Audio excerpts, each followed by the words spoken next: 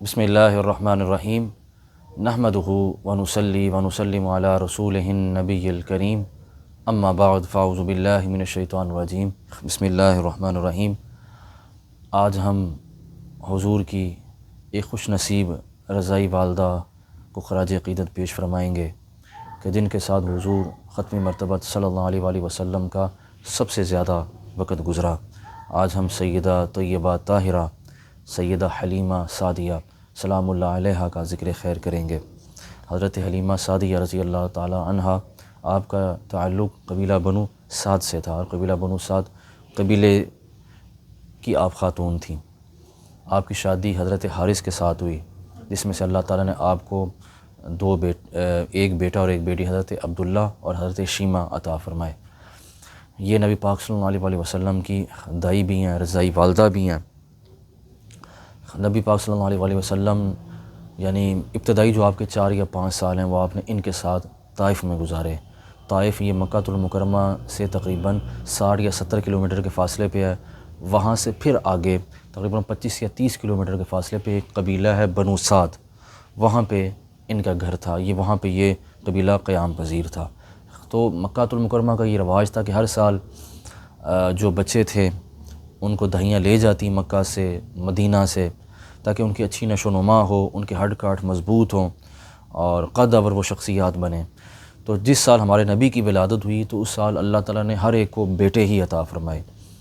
تو اس سال حضرت حلیمہ سعدیہ بھی تشریف لائیں۔ القصہ وہ ہر گھر میں گئیں، مگر کسی نے ان کی غریبی کو دیکھ کر بیٹا نہ دیا، مگر آخر وہ حضور کے دروازے پہ تشریف لائیں۔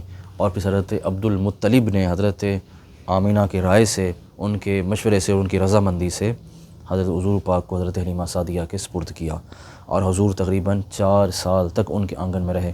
ایک دفعہ چھوڑنے آئیں، پھر 1 سال کے لیے دوبارہ پھر لے گئیں۔ تو اس طرح روایات میں ہے کہ 5 سال تک آپ نے ان کی خدمت کی، اور وہ اتنے مانوس ہو گئے تھے حضرت حلیمہ کے ساتھ کہ وہ ایک فیملی ممبر کی طرح وہ رہنا شروع ہو گئے تھے۔ اور حضور فرماتے ہیں کہ میں اپنی ماں کے ساتھ ہاتھ بھی بٹاتا، ان کو کام بھی کرواتا، اور ہر معاملے میں ان کو ہیلپ آؤٹ وہ کرتے تھے۔ پھر اپنی بہن کی بڑی عزت کرتے، حضرت شیمہ جو حضور کی رضائی بہن ہے، ان کے ساتھ حضور کھیلتے، وہ ان کو اٹھا کے باہر لے جاتی، اور دیگر جو خواتین تھیں وہ بھی اپنے بھائیوں کو لے آتی، مگر جو حضور تھے وہ ان سب میں ممتاز نظر آتے۔ تو جب حضرت حلیمہ سعدیہ حضور کو واپس لائیں تو پھر حضرت آمینہ کے پاس آپ رہے۔ تو حضرت آمینہ سلام اللہ علیہ کا جب آپ کی 6 سال عمر تھی، ان کا بھی وصال ہو گیا۔ پھر حضور کے دادا حضرت عبدالمطلب کے پاس آپ آ گئے، پھر حضرت ابو طالب کے پاس آپ کی پرورش ہوئی۔ تو القصہ حلیمہ سعدیہ پھر اس کے بعد واپس بنو سعد قبیلے میں چلی گئیں۔ اس کے بعد وقتاً فوقتاً ملاقات ہوتی، مگر پھر جو اصل جو ملاقات تھی وہ تب ہوئی جب نبی پاک صلی اللہ علیہ وسلم جب ہجرت کر کے مدینہ منورہ تشریف لے آئے، تو تب آپ کیا کہتے ہیں کہ حضرت حلیمہ سعدیہ حضور پاک کی خدمت میں حاضر ہوئیں۔ باقاعدہ بعض روایات میں کہ آپ نے خود ان کو بلوایا، اور وہ پھر آپ کے پاس آ کے رہنا شروع ہو گیا۔ آپ نے ان کے گھر کا انتظام کیا، وہ اپنی پوری فیملی کو لے کے یہاں پہ آ گئیں۔ پھر حضرت شیمہ کی چونکہ شادی وہیں پہ تھی تو وہ وہیں پہ رہیں۔ تو بعد میں سن 8 یا 9 ہجری میں جب طائف فتح ہوا تو وہ بھی قیدی بن کے آئیں۔